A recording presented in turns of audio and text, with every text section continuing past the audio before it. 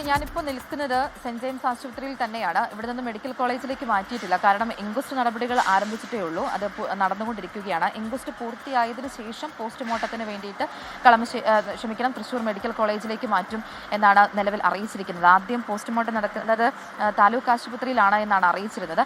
പിന്നീടാണ് അത് തൃശ്ശൂർ മെഡിക്കൽ കോളേജിലേക്ക് മാറ്റാം എന്ന തീരുമാനം എടുത്തിരിക്കുന്നത്. കാരണം ഈ നാട്ടുകാരുടെ അടക്കം പ്രതിഷേധ സാധ്യതകളെല്ലാം കണക്കിലെടുത്തുകൊണ്ടായിരുന്നു ഈ താലൂക്ക് ആശുപത്രിയിൽ നിന്നും തൃശ്ശൂർ മെഡിക്കൽ കോളേജിലേക്ക് എന്തായാലും പോസ്റ്റ്മോർട്ടം നടപടികൾക്ക് വേണ്ടിയിട്ട് മാറ്റുന്നത്. അല്പസമയത്തിനുള്ളിൽ ഇൻക്വസ്റ്റ് നടപടികൾ പൂർത്തിയാകും. അതിരപ്പള്ളി പോലീസ് സ്റ്റേഷൻ, അതോടൊപ്പം തന്നെ ചാലക്കുടി പോലീസ് സ്റ്റേഷൻ, അതോടൊപ്പം ഫോറസ്റ്റുകളിൽ നിന്നുൾപ്പെടെയുള്ള ആളുകളും ഈ സ്ഥലത്തുണ്ടായിരുന്ന ആ പ്രദേശത്തുള്ള ആളുകളും എല്ലാം ഇവിടെ എത്തിച്ചേർന്നിട്ടുണ്ട്.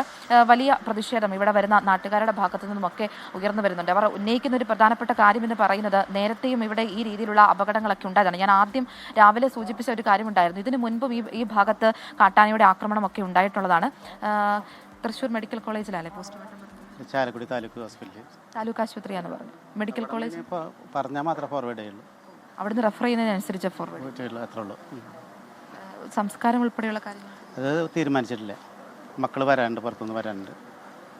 പുറത്ത് മക്കളുണ്ട് ഉണ്ടല്ലേ, എന്നിട്ട് തീരുമാനിക്കുള്ളൂ കാര്യങ്ങൾ. ഈ താലൂക്ക് ആശുപത്രി പോസ്റ്റ്മോർട്ടം കഴിഞ്ഞതിന് ശേഷം വീട്ടിലേക്ക് കൊണ്ടുപോകാനാണ്. വീട്ടിലേക്ക് ഇപ്പോൾ കൊണ്ടുപോകാൻ തീരുമാനമല്ല, ഇവിടെ ഫ്രീസറിൽ തന്നെ വെക്കുള്ളൂ.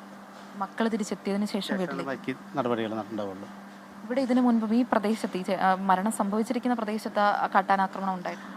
ആക്രമണം ഉണ്ടായെങ്കിലും ആനയുടെ നിരന്തരം ശല്യം ഉണ്ടാവാറുണ്ട് അവിടെ. കൃഷികൾ നശിപ്പിക്കുക, മറ്റ് ജനങ്ങൾക്ക് ഭയങ്കര ബുദ്ധിമുട്ടുള്ള ഏരിയയാണ് അത്. കുറച്ച് നാളുകളായിട്ട് പുറത്തിറങ്ങാൻ വരെ പറ്റാത്ത അവസ്ഥയാണ് അവിടെ. ഈ ആക്രമണം നടത്തിയ കാട്ടാന ദിവസങ്ങളായിട്ട് ആ പ്രദേശത്തുള്ളതാണ്.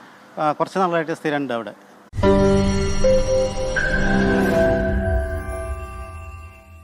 ലോകത്തെവിടെയായാലും ഏത് സമയത്തും 24 വാർത്തകളും ഓഗ്മെന്റഡ് റിയാലിറ്റി പാക്കേജുകളും എക്സ്പ്ലെയിനറുകളും വിശദമായി കാണാൻ ഞങ്ങളുടെ യൂട്യൂബ് ചാനൽ നിങ്ങൾക്ക് സബ്സ്ക്രൈബ് ചെയ്യാം.